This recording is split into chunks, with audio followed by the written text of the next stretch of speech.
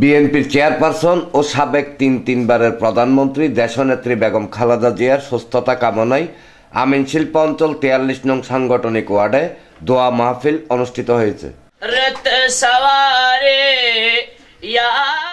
সোমবার বিকেলে ওয়ার্ডের শান্তিনগর এলাকার একটি মাদ্রাসায় চট্টগ্রাম মহানগর বিএনপির সাবেক সহশ্রম বিষয়ক সম্পাদক মোহাম্মদ আবু মুসার ব্যবস্থাপনায় আয়োজিত মাহফিলে পাঁচলাশ থানা বিএনপির সাবেক সহসভাপতি আবুল বশর, ওয়ার্ড বিএনপির সাবেক সহসভাপতি আব্দুল হালিম, ওয়ার্ড বিএনপির সদস্য সৈয়দ বাচা, নগর তাঁতি দলের যুগ্ম আহ্বায়ক মোহাম্মদ শাহ আলম, বিএনপি নেতা জাহাঙ্গীর আলম বাচা, ওয়ার্ড বিএনপির সাবেক সহসাংগঠনিক সম্পাদক আব্দুল কাদের, মোহাম্মদ কাশেম, যুবদল নেতা মেহেদি হাসান বিপ্লব, থানা স্বেচ্ছাসেবক দলের সদস্য সুমন ইসলাম, জাসাসের সহসভাপতি মোহাম্মদ কাইয়ুম, ওয়ার্ড ছাত্র দলের মেহেদি আহমেদ ইমন, মোহাম্মদ ফারুক, মোহাম্মদ আলম সওদাগর সহ আরও অনেকে উপস্থিত ছিলেন।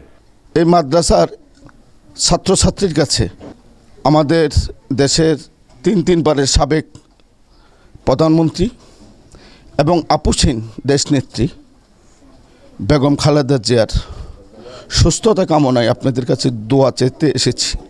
মাহফিলে মোনাজাত পরিচালনা করেন মাদ্রাসার প্রতিষ্ঠাতা পরিচালক মাওলানা খুরশিদ রেজা কাদেরি। আল্লাহ তোমার কাছে ফরিয়াদ করি, আল্লাহ বেগম খালেদা জিয়াকে তুমি হায়াতে তাইয়্যিবা তাবিলা নসিব করে দাও। ডেস্ক রিপোর্ট, প্রগতি 24 টিভি।